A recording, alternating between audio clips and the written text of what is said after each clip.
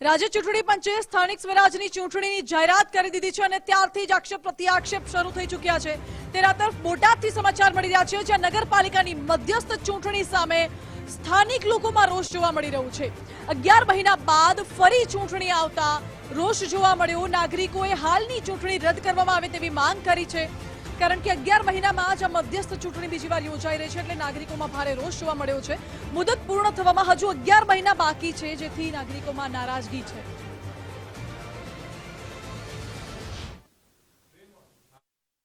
પક્ષની રૂએ અને બોટાદના હિત માટે અને બોટાદની જાહેર જનતાની અંદર અંદરો અંદર એકબીજાના કોઈ પણ જાતની કિન્નાખોરી રાખ્યા વગર બે પક્ષને નહીં પણ સરકારની અંદર આ પરિસ્થિતિ પ્રમાણે 11 મહિના માટે ચૂંટણી ન આપે એવો મારું માનવું છે। શા માટે? આ જે ચૂંટણીનો ખર્ચ હોય છે લગભગ મારી જાણ મુજબ બોટાદ નગરપાલિકાના સ્વખર્ચ ઉપર ચૂંટણી લડાતી હોય છે। ખરેખર વાત કરવામાં આવે તો બોટાદ નગરપાલિકામાં 11 મહિના પૂરતી હાલ ચૂંટણી જાહેર કરવામાં આવી છે સરકાર દ્વારા। તો બોટાદની જનતા ક્યાંક ને ક્યાંક વિચારી રહી છે કે આ નગરપાલિકા હદ વિસ્તારના લોકો જે ઉમેદવારો જે ખર્ચો કરશે તેની ઉપર બોજ સ્વરૂપ આ ચૂંટણી છે।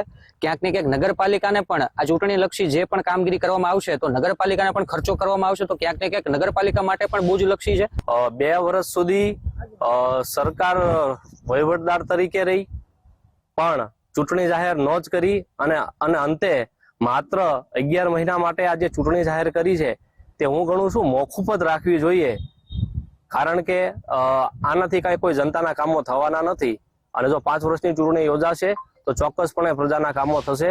આ સરકાર ખોટો ખર્ચ અત્યારે ન કરે તો વધારે સારું, કે 12 મહિના હાટું થઈને ડબલ ખર્ચા થાય તો 5 વર્ષની પૂરી હારે ચૂંટણી આપે એવી અમારી ખાસ વિનંતી છે। અને ખાસ કહેવી છે કે ખોટો સરકારને ખર્ચો કરવો, ખોટું વિભેદાન માણસને મતદાન કરવા જવું એ ગેરવેજબી હોય, બરોબર, અને શાંતિથી 12 મહિને કરી આપે તો બહુ સારું, એવું અમારું હેતુ કહેવાનું છે। ખોટા સરકારના પૈસા ગેરઉપયોગમાં ન જાય એમ।